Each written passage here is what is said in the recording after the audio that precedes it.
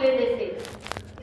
तो वो ब्राह्मण उस लोभी मुनि पर क्रोधित हो गए और उन्होंने कहा कि हे लोभी मुनि, आपको यज्ञ करना नहीं आता? मैं पहले से ही बहुत चिंतित हूँ कि मुझे पुत्र की प्राप्ति नहीं है और आप मेरे यज्ञ को खंडित कर रहे हैं। आपके कारण ये सभी ब्राह्मण उस जाप को, उस पाठ को पूर्णता से नहीं कर पा रहे हैं, सुगमता से नहीं कर पा रहे हैं। आपकी वजह से मेरे यज्ञ में विघ्न पड़ रहा है। जब ऐसे वचन उस मुनि ने सुने तो उनको क्रोध आ गया। उन्होंने कहा कि इस सांस को रोकना तो किसी के वश में है ही नहीं। सांस यदि रोक ली जाए तो मैं मृत्यु को प्राप्त हो जाऊंगा। इसमें मेरा क्या दोष यदि मैं वृद्धावस्था को प्राप्त हूं? तो तुम मुझ पर व्यर्थ ही क्रोध कर रहे हो। लेकिन वो ब्राह्मण समझ ही नहीं रहा था और वो क्रोध करे जा रहा था कि नहीं, आप यहाँ से उठकर चले जाइए, मेरे यज्ञ में विघ्न पैदा ना करिए। तो ब्राह्मण को ये बात बहुत बुरी लगी और उन्होंने उसको श्राप दे दिया उस ब्राह्मण को कि जाओ, जिस पुत्र के लिए तुम ये पुत्रष्टि यज्ञ कर रहे हो, मैं तुम्हें श्राप देता हूँ कि तुम्हें ऐसा मूर्ख पुत्र, ऐसा गूंगा पुत्र तुम्हें प्राप्त होगा कि तुम आजीवन अपने पुत्र को लेकर पछताते रहोगे कि इससे तो मैं पुत्रहीन रहता तो बहुत ही अच्छा रहता। जब ये वचन उस ब्राह्मण ने लोभित मुनि के मुख से सुने तो वो रोने लगा, गिड़गिड़ाने लगा और ब्राह्मण से प्रार्थना करने लगा कि हे ब्राह्मण, मैं तो पहले से ही बहुत चिंतित था कि मुझे पुत्र की प्राप्ति नहीं हुई। ये कैसा श्राप मुझे दे दिया आपने? ऐसे पुत्र को पाकर मैं क्या करूंगा? क्योंकि ब्राह्मण को का अपमान, सबसे बड़ा अपमान यही है कि यदि उसको वेद पाठ ना आए और उसको इसी कारणवश समाज दूर कर दे अपनी जाति से, तो ब्राह्मण का सबसे बड़ा अपमान माना जाता है।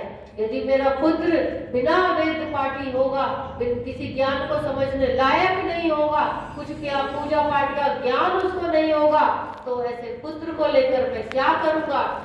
मैं ब्राह्मण की जाति में रहने लायक नहीं रह बन पाऊंगा। मैं कहाँ अपना मुंह छुपाऊंगा? हे प्रभु, मुझे इस श्राप से मुक्त कर दो, मुझे ऐसा श्राप ना दो।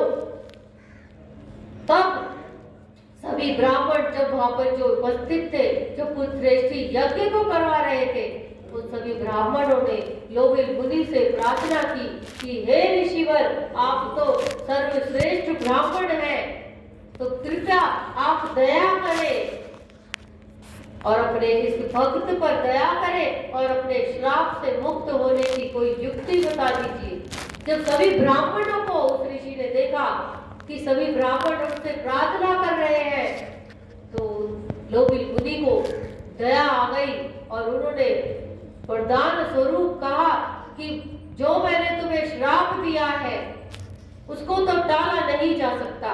अब तो तुम्हें ऐसा ही पुत्र प्राप्त होगा जो बिल्कुल मूर्ख होगा। तुम उसको कितना ही ज्ञान दे लेना, वो कभी ज्ञानी नहीं बन पाएगा। लेकिन माँ भगवती पराम्बा की कृपा से वह बेटा युवक जब वो बनेगा तो वह पराम्बा के बीज मंत्र का उच्चारण करने के कारण वह व्यक्ति विद्वानों में उसकी गिनती करी जाएगी। वो वशिष्ठ मुनि की तरह, वेद व्यास जी की तरह गिना जाएगा। इतना ज्ञानवान तुम्हारा पुत्र हो जाएगा। जब ये वरदान स्वरूप उस ब्राह्मण को वचन उसके कानों तक पहुंचे तो उसको सांत्वना मिली कि जो मैंने यज्ञ करा है वो सफलता की ओर जा रहा है, मुझे सफलता उसमें मिल रही है।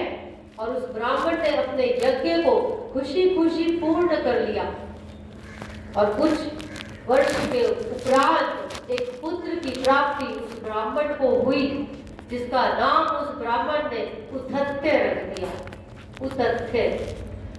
लेकिन जब वह बच्चा 5 वर्ष का हो गया तो वो बालक अपने मुख से कुछ बोल नहीं पा रहा। तो पंडित जी को वही श्राप अपना याद आ गया कि मेरा पुत्र गूंगा है, क्योंकि मुझे श्राप मिला था, ये माँ भी नहीं बोल पा रहा है। तो वे बहुत चिंतित हो गए कि अब मैं क्या करूं, अपने पुत्र को कैसे ज्ञान दूं, कैसे विद्वान मैं इसे बनाऊं। तो लोग, वो ऋषि ब्राह्मण अपने उतरते पुत्र को लेकर चिंतित रहने लगे और रोज उसको ज्ञान देने लगे कि सूर्य अर्घ कैसे देना है, रोज का जाप मंत्रोच्चारण कैसे करना है। लेकिन उनका पुत्र था, उसको कुछ समझ ही नहीं आ रहा है। वो मूर्ख से भी मूर्ख वो पुत्र उनको प्राप्त हुआ। और जब वह 10-11 साल का जब वो बालक हुआ, तो एक दिन ब्राह्मण ने दुखी होकर अपने पुत्र को अपने ही घर से भगा दिया, ये कहकर कि तुम कहीं दूर जाकर मृत्यु को प्राप्त हो जाओ, क्योंकि तुम्हें पाकर मेरा जन्म ही नरक बन गया है। मैं ब्राह्मणों की श्रेणी में नहीं गिना जा रहा हूँ। सब मुझसे कहते हैं कि ये कैसा पुत्र तुम्हें प्राप्त हुआ है, जिसको इतना भी ज्ञान नहीं है कि सुबह सुबह अपनी उपासना कैसी करनी है, सूर्य भगवान को अर्घ कैसे देना है, मंत्रोच्चारण कैसे करना है। तब उस ब्राह्मण ने अपने उस पुत्र को अपने ही घर से भगा दिया और कहा कि तुम मृत्यु को प्राप्त हो जाओ, गंगा नदी में जाकर डूब जाओ, मुझे ऐसा पुत्र नहीं चाहिए। तो वो बेटा अपने घर से रोते रोते निकल गया, और जब वो निकल गया तो जंगल की ओर जा रहा है, मन में सोच रहा है कि हे प्रभु, मुझसे ऐसा कौन सा पाप कर्म हो गया कि मेरे पिता मुझे ज्ञान देना चाहते हैं, फिर भी मुझे कुछ बुद्धि में नहीं आता। मुझे इतना मूर्ख क्यों तुमने बना दिया कि ये पूरा संसार मुझे कुदृष्टि से देखता है, कोई भी मुझसे प्रेम नहीं करता।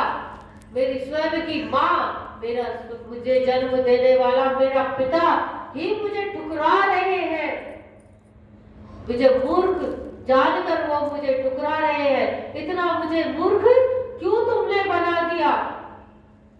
ऐसी प्रार्थना रो रो कर वो बच्चा करने लगा। और वहीं पर उसी जंगल में उन्होंने अपने लिए एक कुटिया तैयार करी, और वो बालक उस कुटिया में समय व्यतीत करने लगा। जब वह बालक युवक अवस्था में जब वो पहुंचा,